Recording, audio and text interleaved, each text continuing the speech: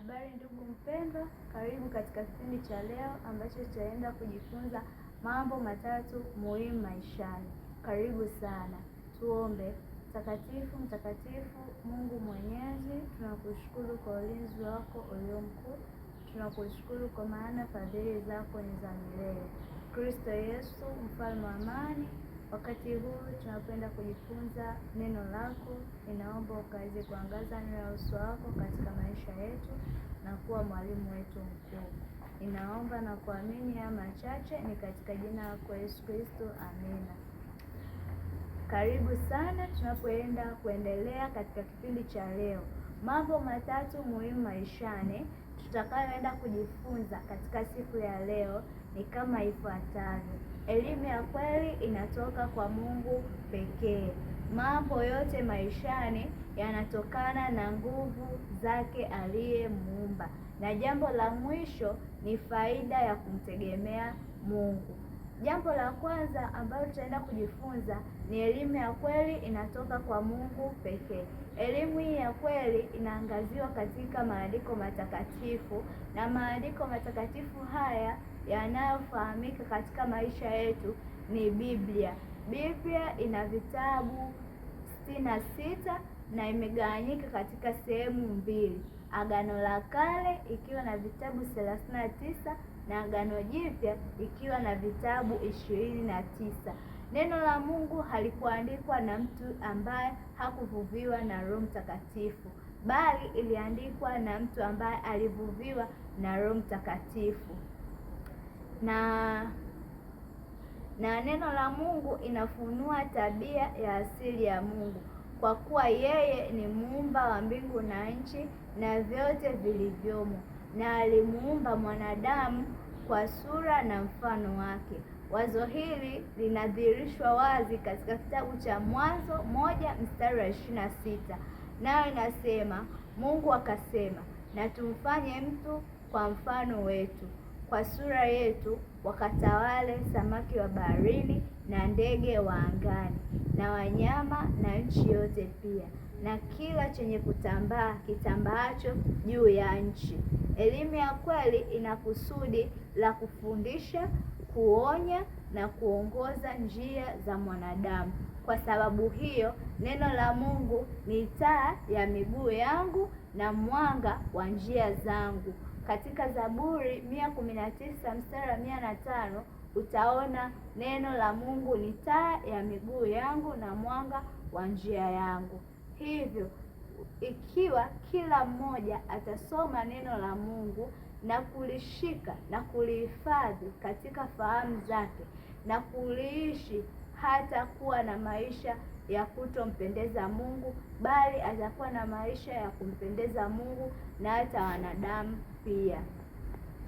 Tunahitaji kutafuta uso wa Mungu daima katika maisha yetu, katika kusoma neno la Mungu na kumwomba Mungu kila siku na kuwa na maisha ya imani ya Yesu. Jambo la pili, mambo yote yanatokana na nguvu zake aliyemuumba katika maisha yetu. Wanadamu na viumbe wote huitwa kwake Mungu, naye Mungu anasema nasi katika Mithali 3:5-6, mtumaini Bwana kwa moyo wako wote, wala usizitegemee akili zako mwenyewe. Katika njia zako mkiri yeye, naye atayanyosha mapito yako. Kwamba ukimtegemea Mungu katika mambo yako yote, usipozitegemea akili zako mwenyewe, mambo yote yatakuwa shwari, mambo yote yatakuwa sawa, na mawazo yako yote hayatakuwa na shida, na kila jambo utaweza kulitenda na kulifanikisha sawasawa na mpango wa Mungu, kwa sababu wakati wa Bwana ni sahihi katika maisha yetu yote. Katika njia zako ukimkiri yeye, atayanyosha mapito yako. Ikiwa kuna nyakati ambazo uliona ni mgumu, uzoefu mgumu uliopitia na kuhuzunisha, ukimtafuta Mungu hatakuacha, naye atakujibu na kutendea sawasawa na mapenzi yake. Katika njia zetu atanyosha mapito yetu, kama vile tunaona mfano mkuu ni kwa wana wa Israeli ambao walipitishwa katika uzoefu mgumu kutoka utumwani hadi nchi ya ahadi. Haikuwa rahisi, lakini iliwezekana kwa nguvu zake aliyemuumba, kwa kuwa aliwavusha hata wakawashinda wale wa Misri ambao Mungu alikuwa amewaahidia kwamba hawatawaona tena wale wa Misri, bali wataiona nchi ile ya ahadi. Kwa kuwa Bwana alinena na Musa katika kitabu cha Kutoka 14 mstari wa 13.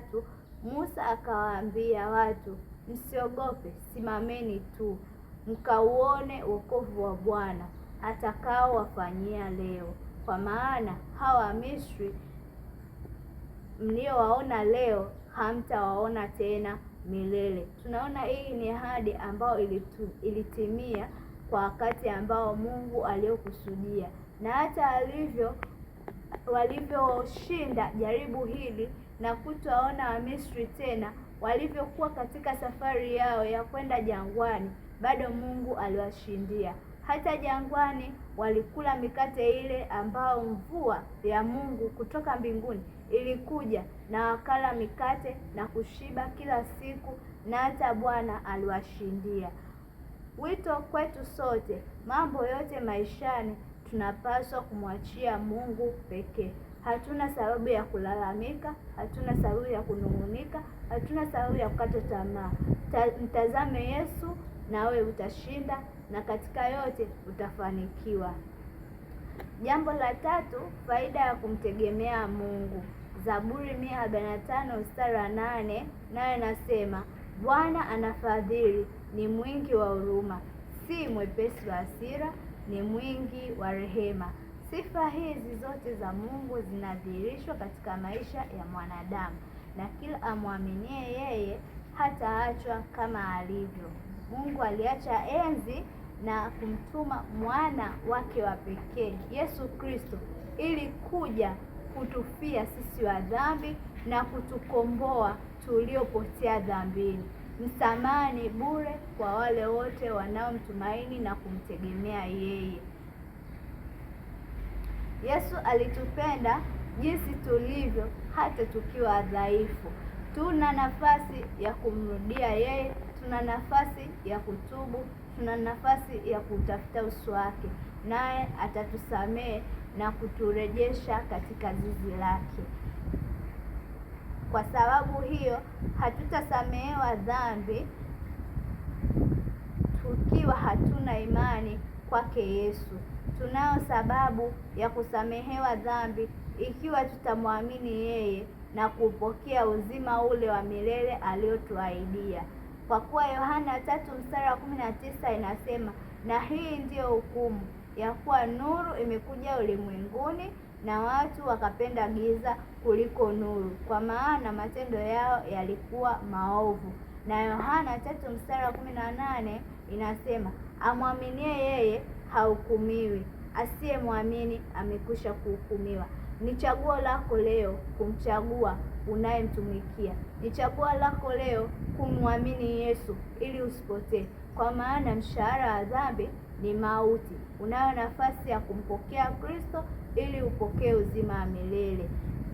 Kusamehewa ni bure, kuokolewa ni bure, na kufanikiwa katika mambo yote ni bure. Unayo nafasi ya kumtafuta Mungu, unayo nafasi ya kuchagua wokovu wako leo, unayo nafasi ya kumtumikia Mungu katika maisha yako yote, unayo nafasi ya kumwita yeye na kumlilia yeye katika nyakati zote, kwa kuwa yeye atasikia maombi yako. Sikio lake si zito hata lisiweze kusikia, na mkono wake haukupunguka wala usiweze kuokoa. Bwana akubariki sana kwa kufuatilia kipindi hiki. Tutakutana tena wakati mwingine. Asante sana.